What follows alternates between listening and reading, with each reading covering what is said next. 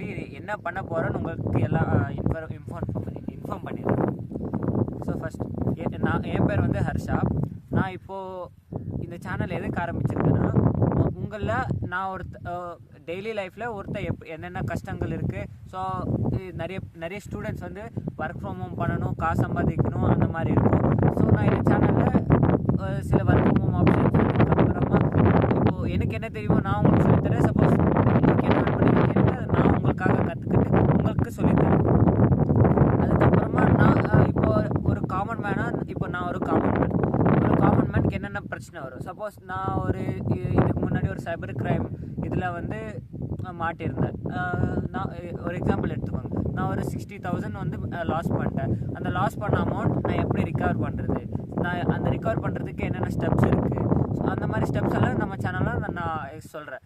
முடிஞ்ச நான் சைபர் கிரைமுக்கு போயிட்டு ஒரு கம்ப்ளைண்ட் கொடுத்து அந்த கம்ப்ளைண்ட்டை ஒரு வீடியோ பண்ணி ஸ்டெப்ஸ் எல்லாம் அவங்கக்கிட்ட நோட் டவுன் பண்ணி உங்களுக்கு ஒரு ஷார்ட் அண்ட் ஸ்வீட் வீடியோவில் எக்ஸ்பிளைன் பண்ணுறேன்.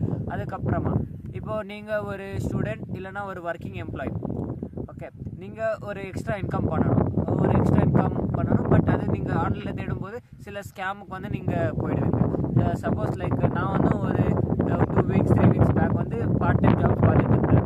பார்ட் டைம் ஜாப்ஸ் பண்ணிட்டு இருக்கும்போது அப்படியே ஒரு வெப்சைட் இருந்துச்சு. அந்த வெப்சைட்டில் என்ன ஆச்சுன்னா, நான் வந்து என்னோடய ஃபோன் நம்பர் கொடுத்தேன். அவ்வளோதான். ஒரே ஒரு கம்பெனிக்கு தான் நான் ரிஜிஸ்டர் பண்ணேன்.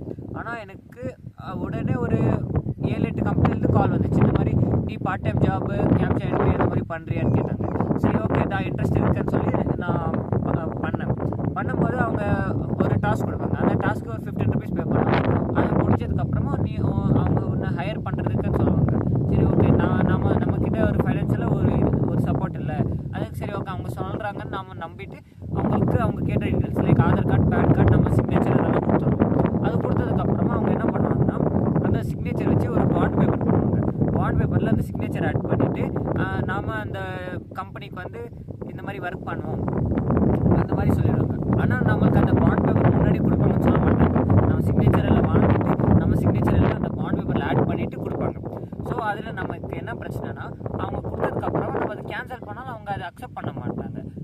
சப்போஸ் இப்போ ஒரு ஏபிசி கம்பெனின்னு இருக்குது. அந்த ஏபிசி கம்பெனியில் நீ பாண்ட் அக்செப்ட் பண்ணிட்ட. ஆனால் அவங்க அந்த பாண்ட் பேப்பரில் போட்டு உன்னோட சிக்னேச்சர் போட்டு கொடுத்துருவாங்க. ஆனால் நீ அவங்க மெயிலில் தான் அனுப்புவாங்க. அந்த மெயிலுக்கு நீ ரிப்ளை அனுப்புவேன். இந்த மாதிரி நான் இந்த டேர்ம்ஸ் அண்ட் கண்டிஷன்ஸ்க்கு நான் அக்செப்ட் பண்ண மாட்டேன். ஸோ நான் இது வந்து அக்செப்ட் பண்ண மாட்டேன், இந்த ஜாப் வந்து நான் அக்செப்ட் பண்ண மாட்டேன்னு சொல்லுவேன்.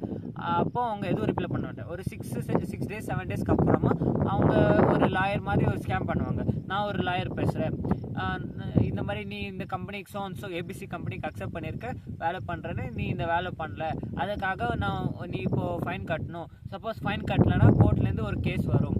இந்த மாதிரி எல்லாம் சொல்லுவாங்க. இது வந்து நான் ஒரு காமன் பர்சன், அதனால நான் இந்த இஷ்யூ வந்து எல்லாருக்கும் சொல்ல முடியல. ஸோ நான் இப்போ என்ன பண்ணுறேன்னா, நிறைய பேருக்கு இந்த மாதிரி இஷ்யூ இருக்குது, சைபர் கிரைம் இஷ்யூ. ஏன்னா சில பேர் வந்து அவ்வளோ எஜுகேட் ஆகிருக்க மாட்டாங்க.